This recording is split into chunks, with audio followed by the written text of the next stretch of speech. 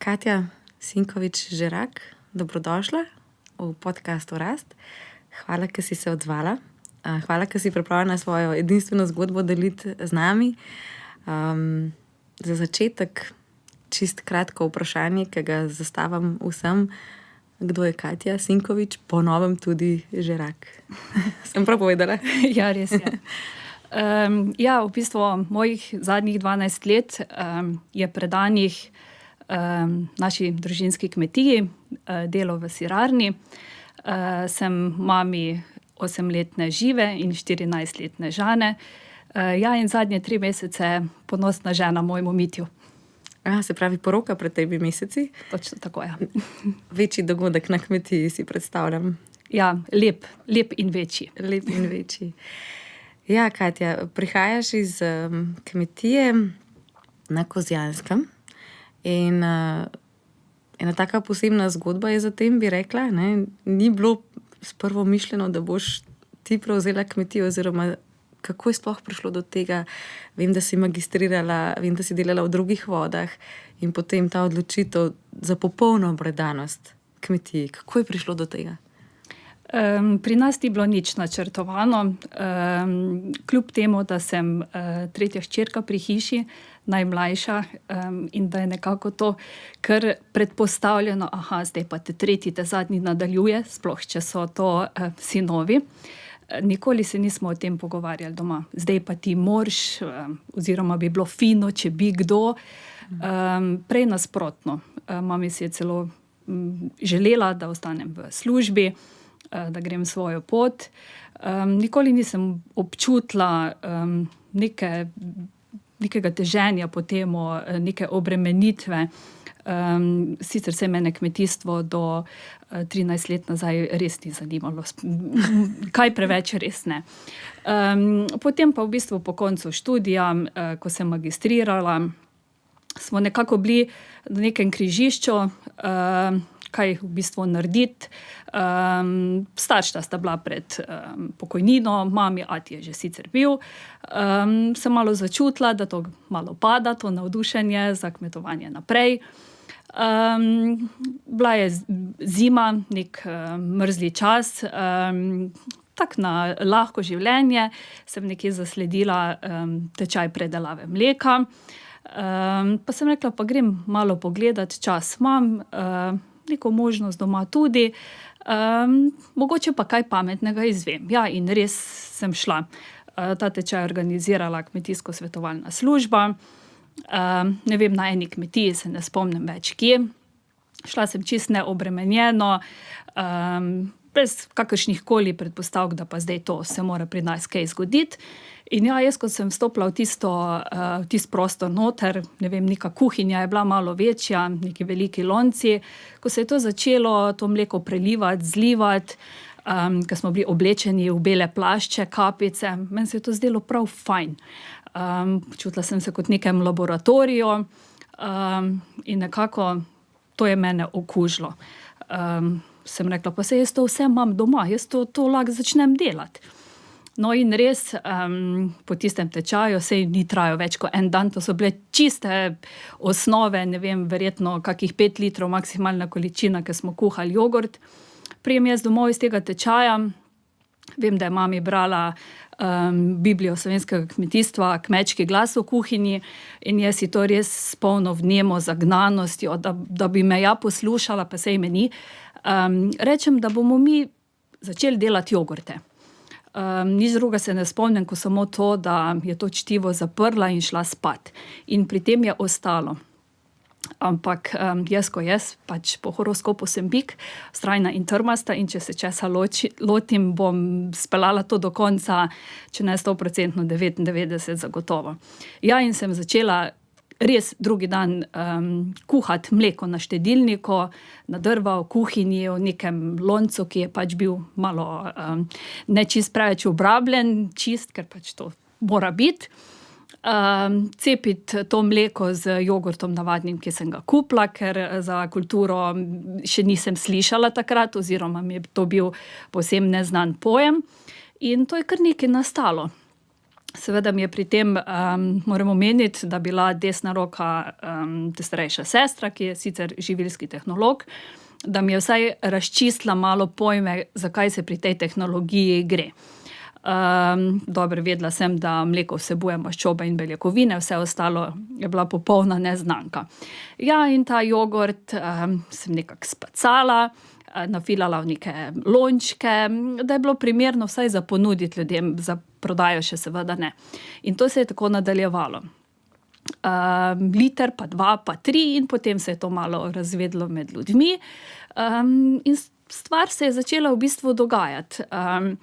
In potem smo imeli tu malo sreče, da je eno uspešno podjetje v našem kraju v tistem času odpiralo domačo pekarno v Podčetrtku, zdaj žal te pekarne ni več. In ta lastnica je izvedela, da se pri naši hiši nekaj dogaja, nekaj kuha, nekaj izdeluje. In si je nekako zamislila, da bi mi te izdelke ponudili na njihovih policah. To je bil mesec april. Oni so pa odpirali to pekarno 1. avgusta. Torej zelo malo časa za stvari speljati, prostore narediti in kar je najpomembneje, tehnologije se naučiti, ne. No, in potem celi ta april jaz to kuham, malo bolj poznana mi je bila skuta, ki jo je mami stalno kuhala na štedilniku, malo večji posodi, tako da tisto ni bilo tako težav. No, in potem se je to malo začelo poglobljevati, ta tehnologija, in je bilo treba stvari resno pristopiti. A pa ste vi takrat na kmetiji ste že govorili kaj o tem? Ti si bila v službi v bistvu takrat. Jaz sem v bistvu obvezno pripravništvo opravljala na bližnji ljudski univerzi, sicer pogodbeno, tako da nekaj zavezana k redni zaposlitvi tako nisem bila. Ja. Bilo pa to verjetno neko drugo področje. Tako, čisto področje neformalnega izobraževanja, ja. Ja. Tako da ja, ne, nič nismo govorili o tem. Niti v sanjah ne. V bistvu to tradicijo kmetije je bilo težko presekati. Ne, zdaj iz čiste prireje mleka po 50 letih neko mleko stran odvzeti in se iti neko čist novo dejavnost, ne. Tako da ja, in potem smo dejansko pristopili k urejanju prostorov. Sreča je bila v tem, da je v bistvu objekt bil postavljen, šlo je zgolj za rekonstrukcijo notranjosti, opremo in kasneje potem se naučiti, osvojiti tehnologijo. Ampak jaz sem to zgodbo se lotila malo obrnjeno. Meni je bila v bistvu bolj pomembna ta vizualizacija te moje dejavnosti. Jaz sem imela v glavi logotip, dizajne na plastenkah, dizajne na lončkih. Zelo malo pozornosti sem tehnologiji posvečala, kar je bilo najbolj pomembno. Se pravi, ta bolj podjetniški del, ko v bistvu razmišljamo, da bo to tudi lepo za na polico, da bo to privlačno za oko, da bo kdo to z veseljem kupil. Točno tako, ja, ker v bistvu učke kupujejo in to, ta estetika, vse te podrobnosti, to je bila meni prioriteta. Ostalo je pa nekako s časoma se potem vse odvijalo, ker sej, če moraš. Ja, in potem mesec dni kasneje je bilo na Ptuju v bistvu ocenjevanje izdelkov, dobrote slovenskih kmetij. Jaz sem seveda poslala navadni jogurt na ocenjevanje, ker sem predpostavljala, da je okej, ja, in dobil je zlato in to je bilo Ogenj, svet moj. oziroma olje na ogenj, Tako, neke dobre ideje in zagnanosti. Točno tako, in potem čez tisto poletje dejansko smo vse nekako uredili, registrirali obrat. Ta se je v bistvu lahko legalno začelo vse delati, najprej po malem, ampak že potem tista jesen, september, oktober, prvi vstopi v javne zavode. Kako ste se pa to organizirali na kmetiji, recimo?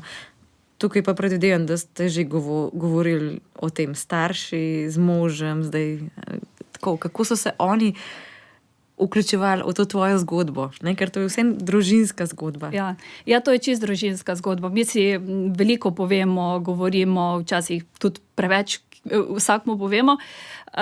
V bistvu zdaj vidim, da so to bili šoki, ki se za nazaj pogovarjamo. Jaz vmes tako nisem tega občutila oziroma nisem imela časa se z njimi ukvarjati, kaj bo mi kdo rekel pri hiši, ker jaz sem vedela, da to hočem doseči, da to bom delala in fertik, pika, to je to. Tako da zdaj za nazaj mi mami pravi, ko bi ti vedela, kako je bilo meni grozno, ko sem videla, ko je tisti šlepar pripeljal embalažo. In to je res prišlo par tisoč lončkov in plastenk, ampak hec je bil v tem, da se to kar hitro že porabilo, ne. Tako da ti preskoki, kaj bo zdaj s tem, mleko gre v stran, ne gre ga več toliko v mlekarno, to se kar nekam vliva, ampak je stvar v bistvu kar kmalu zaživela oziroma nekako začela dosegati uspehe, ja.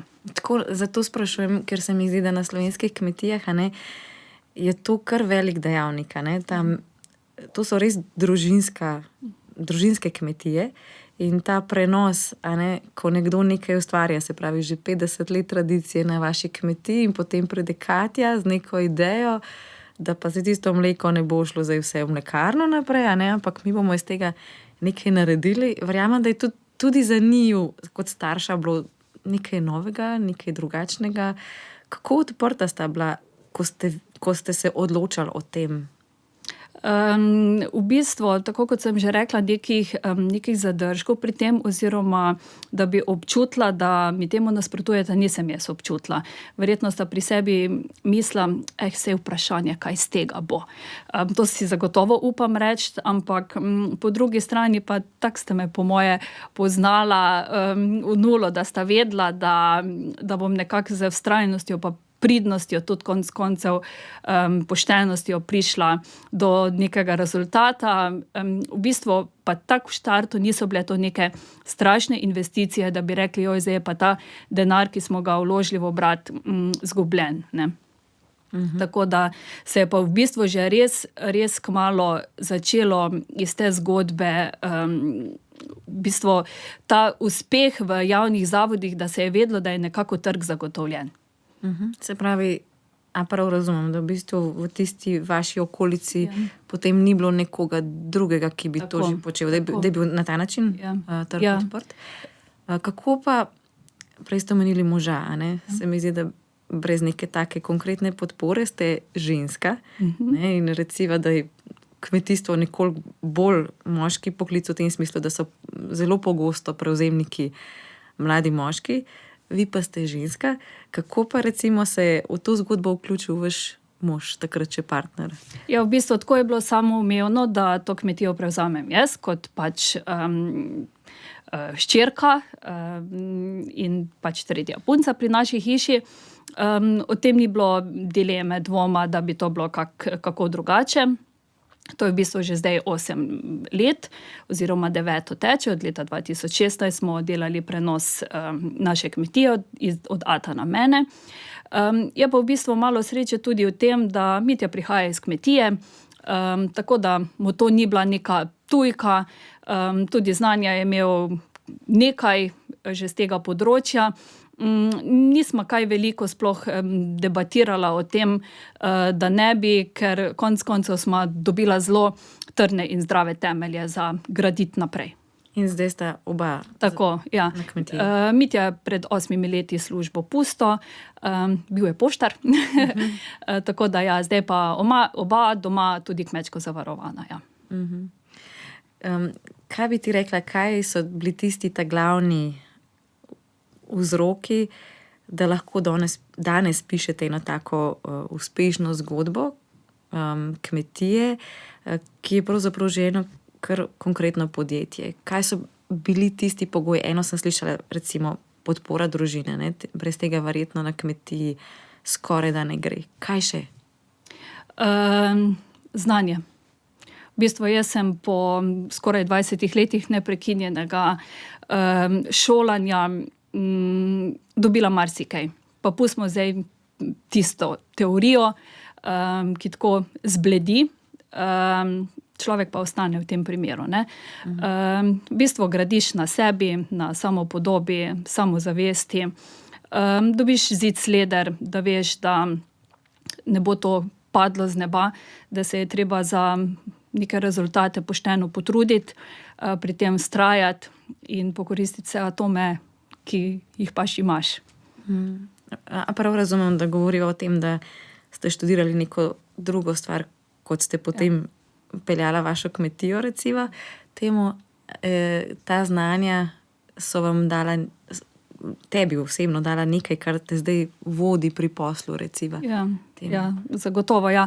Jaz sem v bistvu končala srednjo ekonomsko šolo, torej matematika, računovodstvo je bilo poglavitno na prvem mestu. Kar verjetno tudi zdaj koristi. Potem študij Fakulteta za upravo, Univerza v Ljubljani, magistrska naloga zakonitost in učinkovitost davčnega inšpekcijskega nadzora, tudi to ne uide tukaj. Vzporedno sem pa opravila še pedagoško-andragoške izpite na Pedagoški fakulteti v Mariboru, to pa tudi potrebujem. Predvsem pri nastopih, ali imate tudi kakšne skupine? Ja, imamo organiziran voden ogled kmetije z degustacijo, to pa mislim, da že prakticiramo od samega začetka. Zdaj celo trendi grejo, da že tudi v tem zimskem času, ne samo pomlad, jesen, ki so aktualni izleti. Ja, prijetno je to. Uživam v tem. Če pogledava še, zdaj mogoče, to je bila prva prelomnica iz tiste klasične govedoreje, oddaje mleka, potem neki sveži mlečni izdelki. Potem je bila pa še ena prelomnica, bomo rekli, je bil pa ta zmrznjeni jogurt. Kako pa je prišlo do te ideje in kako se je tukaj oblikovala tvoja niša, tržna niša? Ja, v bistvu tukaj je pa zgodba malo daljša, no. Vse se je začelo nekako po našem večjem projektu na kmetiji po gradnji hleva. Leta 2018-19 smo v bistvu padli v te projekte, zaključili neko zgradnjo, sledila selitev živine. Potem pa je prišla ta neljuba korona, ki nam je nekako zaprla, ampak res zaprla vsa vrata šol in vrtcev. Torej, celoten naš trg, katerega smo tržili, ne. V bistvu takrat, ko bi kmetija mogla biti najbolj produktivna, najbolj učinkovita, se je vse ustavilo. Ja, to je bilo res stresno, kakorkoli pogledamo, no. In potem ste mleko oddajali v mlekarno? Tako, hvala Bogu, imamo tukaj sklenjeno pogodbo z mlekarno, tako da so v bistvu viški mleka odšli k njim, čeprav še vedno danes oddajamo, kljub temu, da teče vzporedno predelava. Ja, in tam je v bistvu, smo padli v eno tako črno luknjo, kako zdaj iz tega ven, kaj narediti, ni se vedlo, kakšna situacija bo, kdaj se bo to končalo, kdaj se bo to odprlo nazaj. V bistvu nekako nam je uspelo neke stranke domov pripeljati, da smo izdelke doma tržili. Druga pa tako ni bilo, ker tudi restavracije so se zapirale, v bistvu se je utihnalo oziroma se utišalo. Ja, in potem smo razmišljali, kaj zdaj, in sem si nekako, čeprav to je že bila meni malo prej skrita želja, če bi mi začeli izdelovati sladoled, to je bila pomlad, ko se je vse zaprlo, da bi mogoče v tisti poletni sezoni pa na ta način še dobili malo več potrošnikov domov oziroma privabili z nekim edinstvenim izdelkom ljudi. Se pravi, ja. A prav razumem, na vaše dvorišče? Tako, na dvorišče domov, ja. In potem sem se pač vrgla v še en projekt, relativno drag projekt, v smislu investicije, nabave strojev za izdelavo in vsega, kar sledi. Da ne govorimo o tehnologiji, ki je bila spet povsem ena neznanka, ampak sem si rekla, če smo vse do zdaj, vse tiste izdelke, ker res nisem vedela nič, bomo še to. Ja, in res smo imeli srečo, tudi naleteti na en krog ljudi, ki so mi pri tem pomagali, svetovali, pri sami izdelavi, nakupu. Tako da smo potem v tistih mesecih, ko je bilo zatišje, nekako to nabavili, se naučili izdelave in tukaj moram reči, da je moj mož tisti, ki je res gnal to zadevo naprej, sej bo, tudi zato, ker ima ful rad sladoled. Tako da ja, in se je res začelo, ampak smo pol prišli na idejo, da v bistvu sladoled kot takšen ne bi bil zanimiv in moramo narediti eno zgodbo, da porabimo res izključno našo surovino, torej mleko. Ja, in smo začeli izdelovati frozen jogurt, zamrznjen jogurt, poimenovali smo ga Frozi. In najprej se je začela izdelava tega sladoleda doma, na dvorišču, torej v lončke, sveže točen, kasneje v banice, da so si ljudje to domov odnesli in to je bil zadetek v polno. V čem je posebnost tega sladoleda? Tako razmišljam o tem, a ne, sladoledov je veliko na trgu, tudi precej velika podjetja to imajo, a ne. Kaj je bila tista posebnost tega zmrznjenega jogurta, ki je dosegla tako lepe rezultate pri potrošnikih? Ja, izključno uporabljena naša surovina, torej takšna, kakršna je, to je mleko. Ta sladoled je kremast, polnega okusa in njem res začutiš eno tako aromo, ki te osvoji in prevzame. Tako da to, ja. Frozi je kasneje šel tudi na ocenjevanje, sicer mednarodno v Gornji Radgoni, Agra, in tisti prvi lonček, dodan z borovnico, sadjem, je dobil veliko zlato medaljo in potem se je to nadaljevali uspeh za uspehom. Ja. Bravo. Kje pa se je še oblikoval potem ta trg? Ker si predstavljam, da to je, se pravi, nek butični izdelek, manjši, višje cenovni, in kako to spraviti med množico, bom rekla, da je to tudi tržno uspešno. Verjamem, da so te investicije večje, da ste se verjetno tudi spraševali, a bo investicija povrnjena. Čisto tako podjetniška razmišljanja, ne? Na koncu je treba od tega preživeti. Tako, ja. Kako ste iskali še trg za ta izdelek? V bistvu ta sladoled so posrkali res tisti, ki cenijo to, ki vejo, kaj se za tem skriva. In mi smo v bistvu bili v izboru na agrobiznisu, v izdelkih, in je v tistem letu, to je bilo zdaj 2021, Frozi bil izbran po mnenju potrošnikov za najboljši izdelek. In to nam je potem odprlo vrata v svet, jaz rečem. Ena boljših, večjih naših trgovskih verig je v bistvu potem to dala na police, tako da smo v letu 2022-2023 polnili 188 trgovin tega velikega trgovca. Čestitam. Ja, hvala. To pa je res številka. A lahko pogledava čisto iskreno še mogoče ta ozadja? Zdaj vidimo eno tako uspešno zgodbo, ki jo lahko preberemo, poslušamo.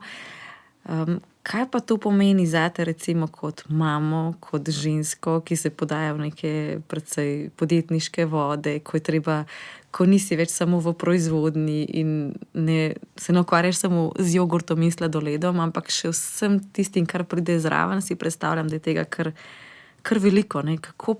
Kje so bili mogoče tisti trenutki, ko si se pa ti spraševala, kako bomo naprej, kaj te je pravzaprav gnalo?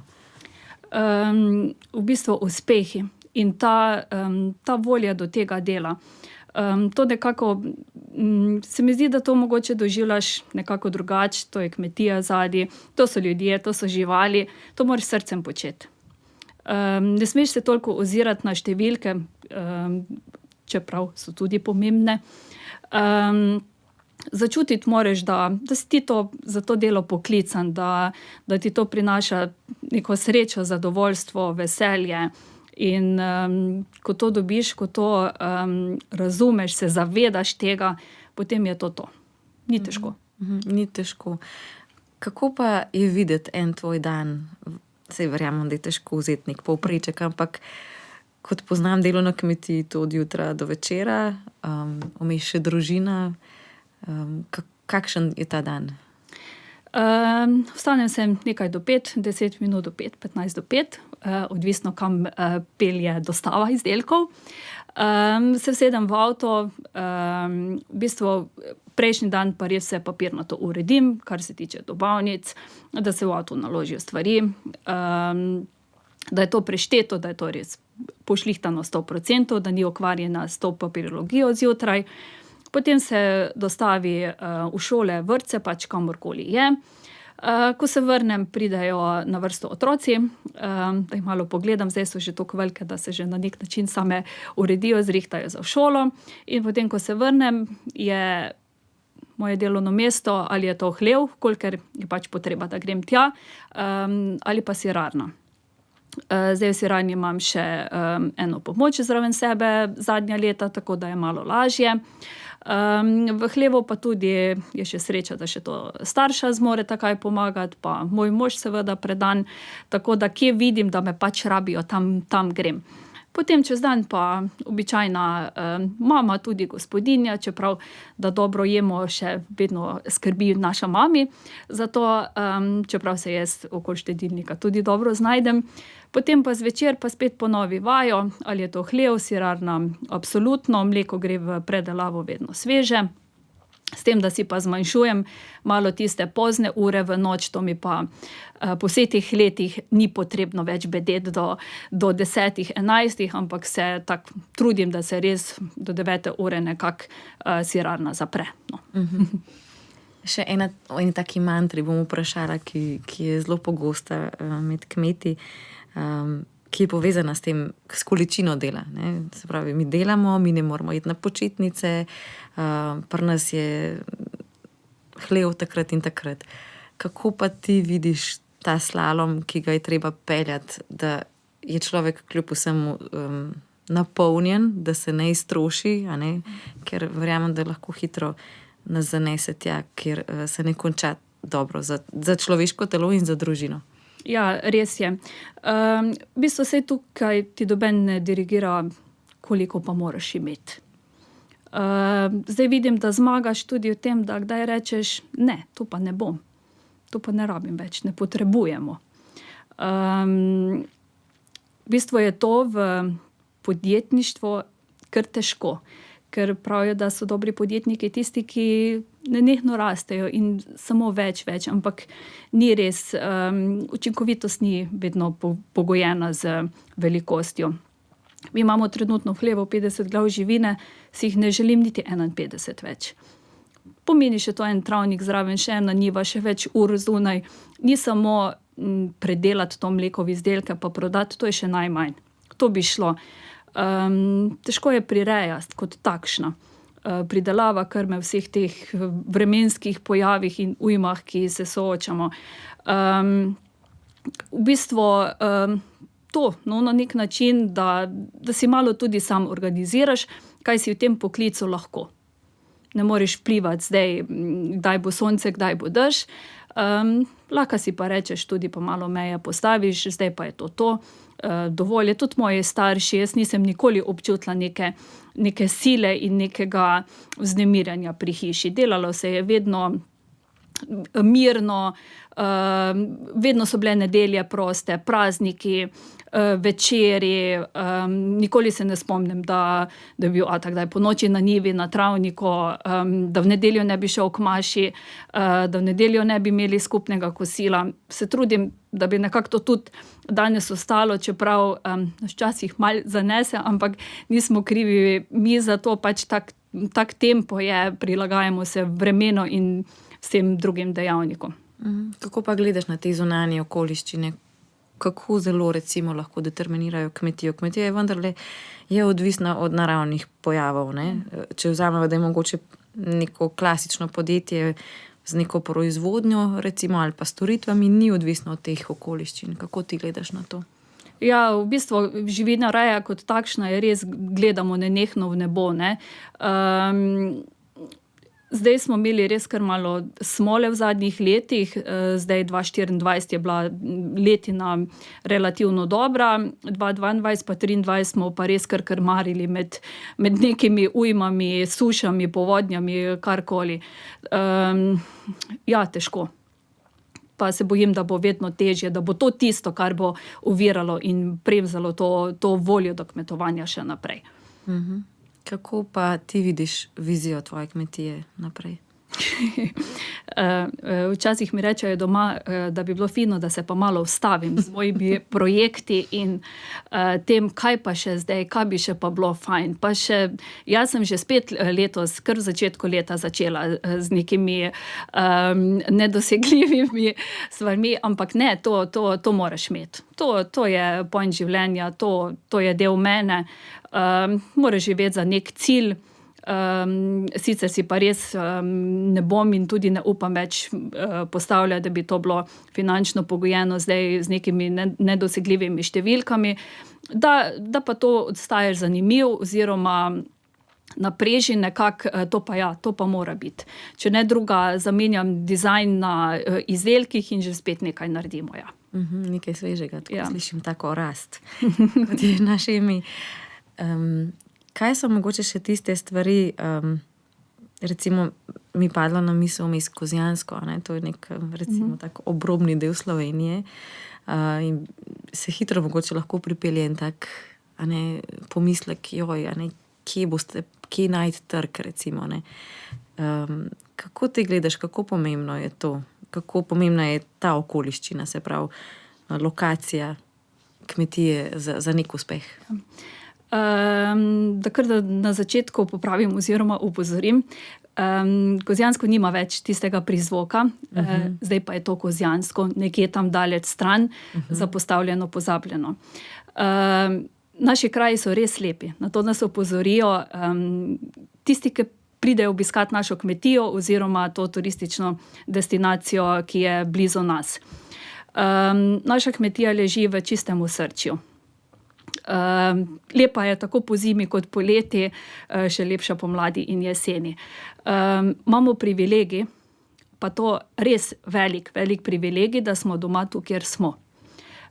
Že naša kmetija je locirana čisto ob cesti, lahki dovoz, izvoz, pretočnost ljudi. Če nam kdaj to ni bilo všeč, nam je zdaj zelo, ker se ljudje res ne rabijo obračati po nekih hribih in nas res lahko najdejo. Konec koncev do nas tudi vodijo, skoraj do nas, kolesarske poti. Smo sicer občina Kozje, ampak skoraj mejimo pa tudi na občino Podčetrtek, ki velja za eno najboljših turističnih destinacij, tako da je pretočnost turistov celo leto res velika. In to nam prinaša velik plus, ja. Ja, slišim pa tudi to, da neka ta povezovanja, da so pa pravzaprav zelo pomembna. Ja. Turizem, ne? Se pravi, da se neki ponudniki med sabo. Kako ti vidiš, recimo, kako pomembno je to za kmetijo, da je odprta, da slišim, da ves čas na nečem delaš, ampak ta povezovanja, kako pomembna so, recimo, za en tak uspeh? V bistvu nas rabijo. Oni vas rabijo. Tako, ja. Nas rabijo, ker smo na nek način zanimivi. Ni nas veliko, smo v bistvu te naše dejavnosti na Kozjanskem so zelo raznolike, od predelave mesa, moke, potem mi, imamo krasen grad v Podsredi, in v bistvu obiskovalci krožijo od enega do drugega k tretjemu, tudi izleti so narejeni v paketu, tako da se potem na nek način v enem dnevu lahko prevozi vse ponudnike, in prav krasno je. Tako lepo mi je slišati to, da pravzaprav vidiš to celotno sliko in si iz neke hvaležnosti črpaš in vidiš potenciale, ki jih je treba uporabiti. Kaj so bile pa mogoče tiste točke preloma ali pa mogoče, ko se je bilo treba odločiti, ko je prišla kakšna ovira? Jaz si predstavljam, da je za tako zgodbo ogromno nekih stvari, ki so se morale zgoditi, mogoče tudi kakšni pomisleki ali pa druge. Kaj so bile pa tiste točke, ko bi ti rekla, da sem se pa morala vprašati, kako naprej, a bomo šli naprej, recimo, kaj so bile pa te točke? Ja, zagotovo se v bistvu iz vseh teh preizkušenj pridejo izkušnje in iz tega se učimo. To je bilo zagotovo po gradnji hleva.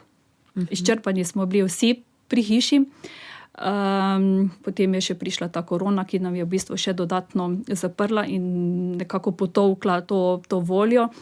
Ampak to je bilo sočasno? Oziroma... Takoj, v bistvu leto, dve po končani gradnji, po oddaji vse te papirologije, ki je res nenormalno veliko v naši državi, zaključevanju projektov, razpisov, skratka, ja, ne vem, to res ne bi več ponovila, čeprav sem med samo gradnjo relativno uživala. No, to padeš noter, to se ti zgodi enkrat v življenju, to smo si želeli oziroma sem si želela.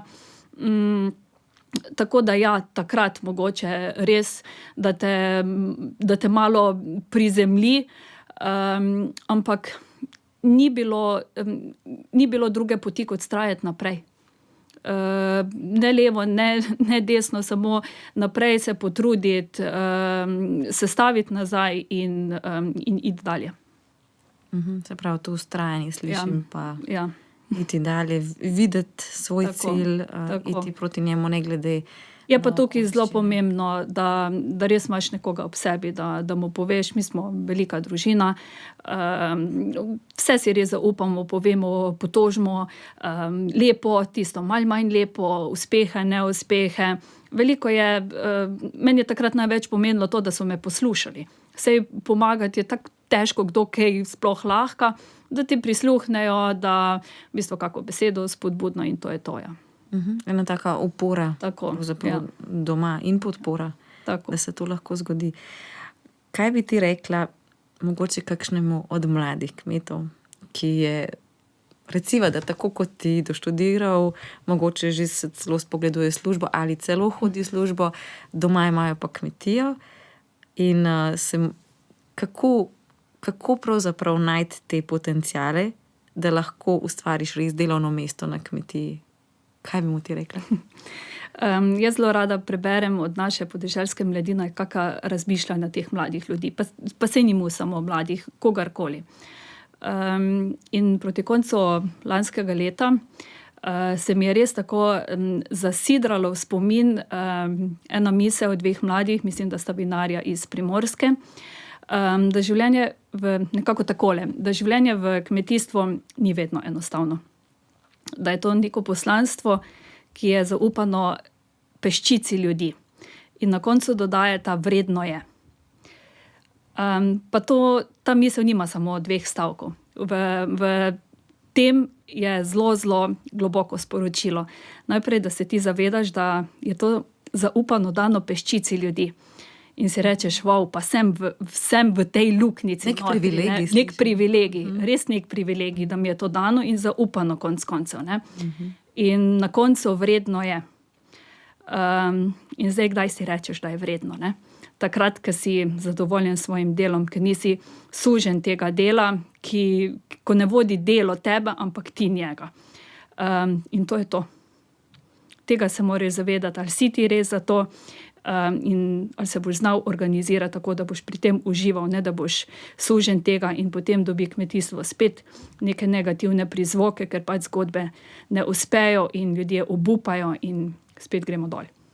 Za neko tako mentaliteto verjetno gre, kako dojemaš svoj poklic, kam ga umeščaš in kaj se ti zdi, se to spreminja počasi, ker včasih je bila vseeno ta poklic kmeta, nekaj mogoče za tiste, ki so manj uspešni, ki ne naredijo šole. Se ti zdi, se to spreminja? Vse. S takimi, kot si tudi ti. Ja, upam, da smo kaj pripomogli k temu. Če jaz pogledam v bistvu obdobje, ko smo bili v osnovni šoli, pa v srednji šoli, pa potem, ko sem stopila na to pot in danes si upam reči, da si marsikdo želi stati v teh, pa čeprav velikih čevljih. Naj probajo. In vredno je. In vredno je. Katja, hvala za ta pogovor, hvala za vse, kar si delila z mano in z gledalci in upam, da nagovori še koga, predvsem glede te vrednosti poklica kmeta, še posebej kmetice. Sem kar upala, da boš rekla ja za ta podcast, ker se mi zdi to pomembno, da lahko tudi ženska recimo se nečesa takega loti, ob seveda veliki podpori svoje družine in svojih najbližjih. In želim, da bo vredno še naprej, vedno bolj. Hvala lepa, hvala za povabilo. Mi je bilo ponos in veselje tukaj sedeti. Hvala.